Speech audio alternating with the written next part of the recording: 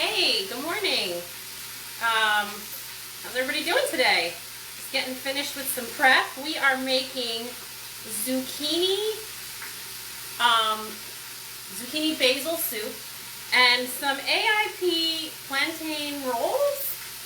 So we'll see how those. I have one batch in the oven and then we'll make some more. So I got my Instant Pot out. I'm hoping this works out, that it's done in time for me to show you the finished product.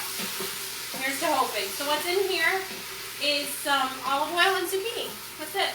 I did chop the zucchini small enough to get it, doing its thing, but I didn't go crazy because this is going to be a blended soup, so I didn't worry about that too much. Now the next ingredient it called for was leeks. I didn't have leeks. I forgot I needed to go get leeks, so I just did a Google search, and Google search said that I can substitute green onions or shallots. So these are green onions for those who don't know, or scallions, you can call them. And I just want to show you the shallots. I don't need them because I have enough green onion. But, whoops, this is what a shallot looks like. And you find it near the garlic and onions and stuff like that.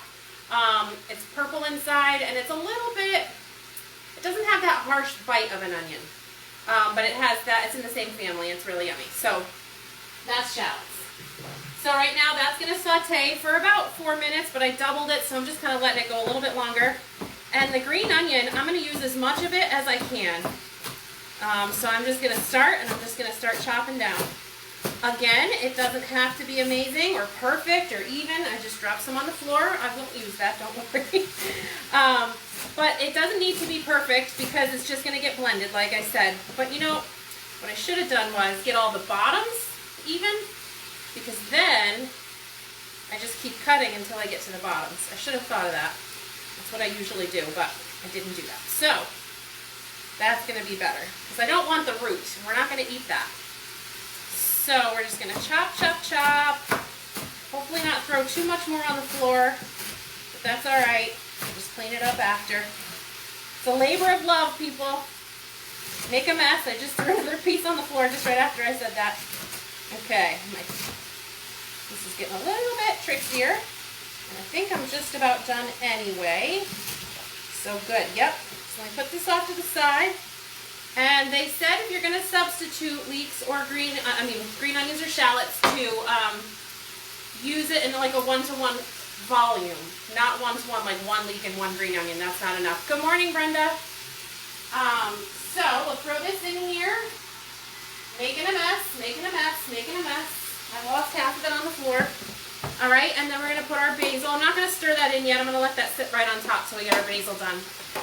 Okay, so we need a 1/4 cup of basil, but I doubled it, like I said. So I'm going to take this off the stems. Should have done that ahead of time. I did my hair instead, peeps. Did my hair. You know how rare that is for me. So you get to watch me pick basil off the stems because I did my hair. So, here we go. Let's get this off. That might be enough. Let me just do a little bit more. Okay, we'll get this out of the way. I did see one had a spot on it, so let's just take that right out. And there's a little bit on this one. Take that right out. Just double check them. Okay, so remember that when you're cutting basil, it's not one of those herbs that just chops nicely. So we take it and we make our cigar shape, right? You've heard me say this before. I'm not going to also worry too much about the fact that there's still stems attached because it's going to get blended. So, just keeping that in mind. If you're like me and you tend to be a little perfectionistic in the things you do, you want to pick every little thing off and you got to get it all perfect and right. But if you're throwing it in a soup that's just going to get completely blended, why bother? So you see how easy that was when we made that cigar type shape? It chops just way easier that way. Okay. Yeah, that seems about just the right amount of basil. Perfect. Okay. So we're done with that. We'll throw this in. And we're going to stir that up. Also, it calls for bone broth, because this is the AIP recipe as well. And so I have that to try to help the Instant Pot along. I have that coming to a boil in a pot next to me here. Good, yum, that smells so good. I wish you could smell that. So, so good. Okay. All right, so we're going to let that cook down down for just a minute, and then we're going to add in some lemon juice. What did I forget? Oh, a little olive oil, lemon juice, and some salt. And that's it. Pretty simple. So I actually might just throw the salt in now. Guess what? Broth is hot and boiling over.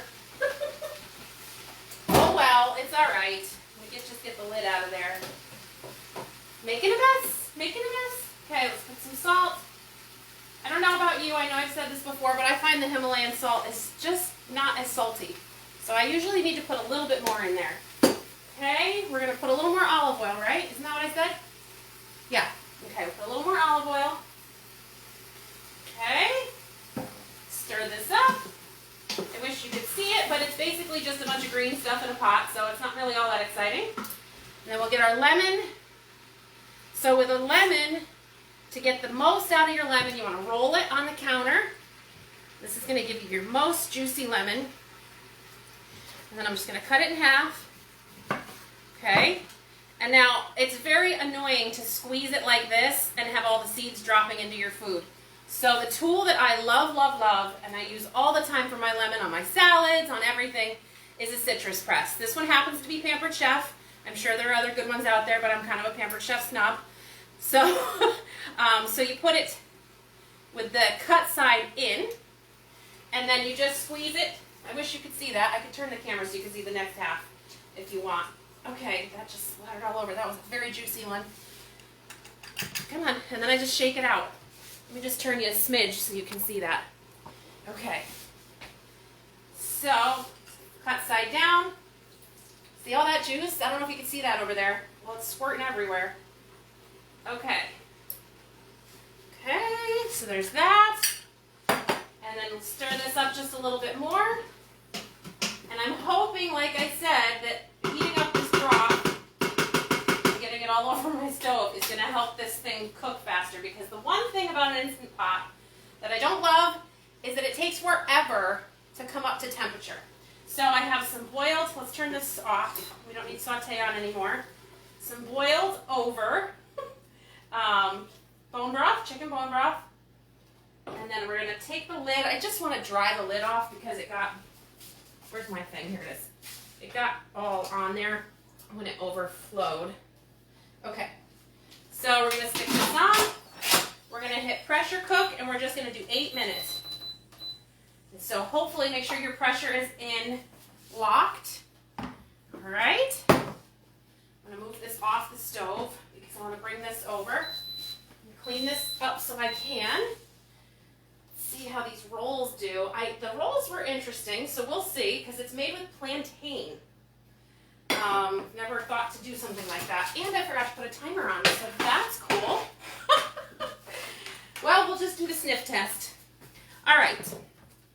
Let's get rid of this. Let's get rid of this. My audio's this trash. I usually like to have a garbage bowl, but I didn't think ahead. So, just get rid of as much of this as we can. All right, so if you were here a couple weeks ago, we talked about plantains. And plantains can be green or yellow or turning brown like a banana, okay? Let me turn you back so you can see what we're doing. Okay, so this recipe calls for green plantains. Green plantains are a lot harder to peel. So there's a couple of things you could do. I don't want to get lemon all over this. There's a couple of things you could do. One, I saw people do this. To me, it's just more steps, so I don't do it. You could slice it first and then peel it off. Oh, Rachel, yeah, Pampered Chef is... Yes, it's amazing. What is that? Yes, it's the Instant Pot, Brenda. This is the 8-quart. So, yeah, so you can do it like this, and they say it's easier to peel, but to me that's like very fiddly. So I just cut the ends off, and with a green, you want to kind of go around it a couple times because it is a lot more stuck to the actual fruit than a regular yellow. Yellow one, it peels right off, and then once you get the first piece started, it comes off fairly easy, but it's just getting your nail under there, and it sort of peels off like this, okay? And if there's parts that don't peel off very easily, once I'm done, I just go back with a knife and I cut that off. like this little bit of brown, I'll just cut that right off. Okay. So we'll just get this off of there. Yeah, that part's stuck. All right. So you're working on it a little, but to me, if I had to go around every single little circle, I don't know, I think that would be kind of a little bit annoying. But maybe that's just me. Maybe that's the way you want to do it. Okay, cut that part off. Oop, looks like there's a little bit of a bad spot, so I'm just going to cut out as much of that as possible. Perfect. Okay, so get this out of the way. As a matter of fact, I don't even need this cutting board anymore, so I'm just going to shift it over here. So, I just blitzed this. I'm just going to turn it back on in my, why is it not going? Oh, this is just my food processor over here, guys, and I'm just going to shred it real quick. Hello. Throw it in, shred, off, done. So I don't have to stand there and shred it. Get this out of the way. And then with the food processor, I find that it does sort of leave this little bit left. You could just eat it or not, whatever. So I'll just put it over here. Okay, so this calls for tapioca. Oh, it's right here. Tapioca starch. But I do not do well with tapioca, which is cassava as well, and I'm learning that I don't do well with that. So what I'm using, and I went to nuts.com and I got a bag of... They don't let you know what it is anywhere except for this teeny tiny little label right here. But this is organic arrowroot powder. That's so if you have a recipe that calls for tapioca, you can substitute those for each other. Okay, so I just want to get the measurements. I don't know why I want to get the measurements right. I didn't really measure on the last one, but we'll see how it goes. Let's see. So a 1/4 cup of this. Okay, good. This out of the way. Don't fall on the floor and spill everywhere, please. Okay, coconut flour. Coconut flour is a tricky flour to use.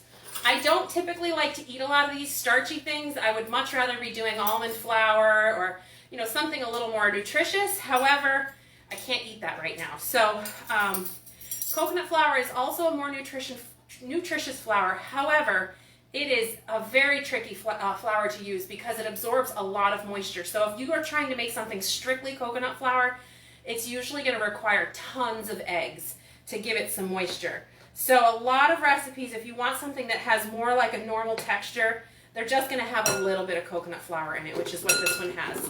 Okay, so I just put 2 tablespoons of that. Remind me next week not to turn the heat on in the house until after I'm done with this show. It is so hot in here. Okay, baking soda. Here we go. I like to keep my baking soda in a container.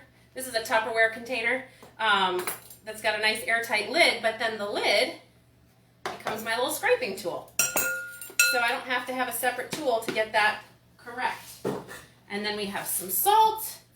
We need, oh, I put a little too much baking. I put a lot too much in there because I forgot I was not making a double like I did last time. Let's get a little bit of that out of there. Okay, let's do our salt. How much? No, 1/4. Okay, here we go. 1/4, done. I'm telling you, the last one, I have no idea if it's right, so we're going to hope that it is. I should have practiced these ahead of time, but I was like, how hard can it be? We'll just do it live. Whatever. Cream of tartar. Okay, so cream of tartar is this white powder you can get that often is used for things like meringue and things like that. I don't really know what else it's used for, to be honest, because that's all I ever use it for. And now these rolls. So we've got the salt, that. Okay, good. So let's just get that mixed in together. Good to go. And then some coconut milk. You're supposed to put 1/2 cup. And I already did a double batch in the oven, and so I'm just going to use what's left because this is about 1.5 cups in this whole can. It's not warm enough in here to melt this coconut cream on top, so I just sort of use my fork and smash it, and then I'll mix it in later. Okay, so we get this mixed in. We need a little bit of olive oil. This is 2 tablespoons. Okay, again, not measuring because I'm lazy in my cooking. I'm just going to eyeball it and see what happens. Okay, Good, good, good. And then we add in the shredded plantain. Okay, you can see that's nice and shredded in there. Okay. Hopefully this thing, I don't think the soup's going to get done in time for me to taste it in front of you guys, because the thing takes forever to come to pressure. Oh, you know what? I need to dirty my hand anyway, so I'm just going to leave it right there. Okay. So we're going to take this back, because we might need to add some more arrowroot. It says to just add more arrowroot until you get the right texture, and this is clearly not the texture of a roll. Most of the time when you're using a coconut flour, the recipes do recommend that you, I'm just digging right in, guys, sorry, inappropriate, but that's what I'm doing. Recommend that you let it sit for a while, because coconut flour does take a while to absorb the moisture, but if you go too quickly, it absorbs too much moisture, and then your stuff comes out dry. So you kind of have to be a little, it's an art with that coconut. This is way looser than the last one I did. I'm not sure why. But I just kept going until it was dough-ish, and I kept adding more arrowroot starch. So as you can tell, these are something that is, they're not super nutritious as far as having just tons of starch in there. So it's not something I would eat every day, but when I'm having a nice pot of soup and I want to roll, this is a quick, easy one to do if you do it right without having way too much liquid. So I didn't have, these weren't a dough when I put them on the tray. They weren't like really like a dough that I could knead or anything. They were just relatively shapeable. This is crazy how much liquid compared to the last time. I don't know what's happening here, but this is all I do. I just troubleshoot, guys. Don't be afraid to play and see what happens. This is getting better. Yep, we're almost there to where I think it should be. A little bit more. Not that I've made these before, so do I know where it should be? Who knows? Okay, so I think I'm going to call that good. So it's come together where I could actually pick it up and kind of make a ball out of it versus it just glooping out of my hand. And that's kind of what I'm going to call done. And we're going to hope that that's correct. Okay, so I already have 2 from the last batch on the tray. Get rid of this again. Just kind of sitting here chilling. And I'm going to put the rest on here. So I'm just going to take a gloop. Gloop. I'm just going to put it down. That's it. Okay. It's a little big, but that's all right. Okay, I might take a little bit off of one of those to add to this last one because this last one is small. And just gloop it on there. No, it's not as small as I thought it was going to be. Okay. So there you go. We have these here. Now these have been sitting a little bit, and I can tell that the coconut flour has kind of done a little bit of its work. So I think they're going to be okay. I'm just going to rinse my hand real quick, and then we're going to check the ones in the oven.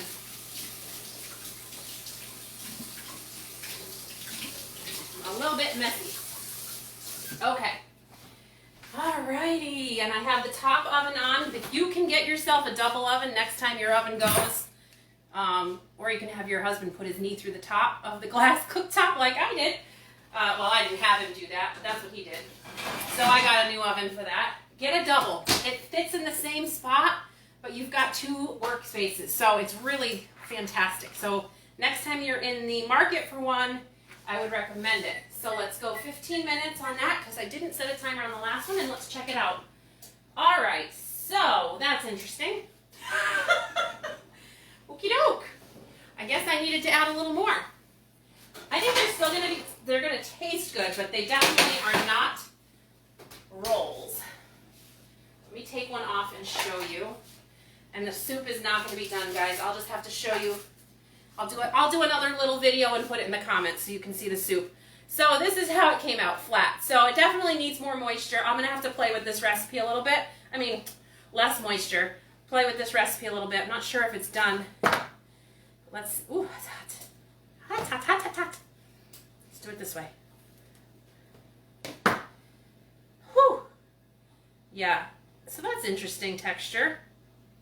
It's a little gummy, but it seems done. I don't know. I'll let you guys know. Maybe once they cool, they'll be a little better. Oh my goodness, this is so hot.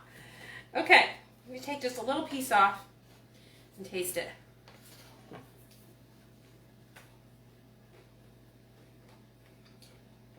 Needs more salt, for sure. Not a ton, but it definitely needs more salt. But it's actually not bad. It's actually kind of good. I really wasn't sure what to expect. I feel like I want to put them, I don't know if I need to put them back in. You know what they're kind of like? I don't know if you've ever had pão de queijo, a Brazilian cheese bread. The texture on the inside is almost like it's like a melty cheese kind of a consistency.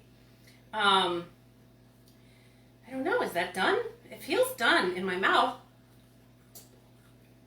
Maybe I'll put them back in for just like 5 more minutes. But that's, you know, just play with things. So what if it doesn't look exactly the way you thought it would? It tastes great. Who cares? Don't be so perfectionistic. I'm talking to myself. So anyway, that's our show today, guys. I will do another short little clip to show you the soup in the comments once it's done. It's got about 6 more minutes and then a natural release, and then I'll zip it up and show you. So sorry it didn't get done in time. I was really hoping, but it's hit or miss with the Instant Pot with how long it takes to rev up. So thanks for watching, guys. It was so great to have you, and I will see you guys again next Friday. Take care.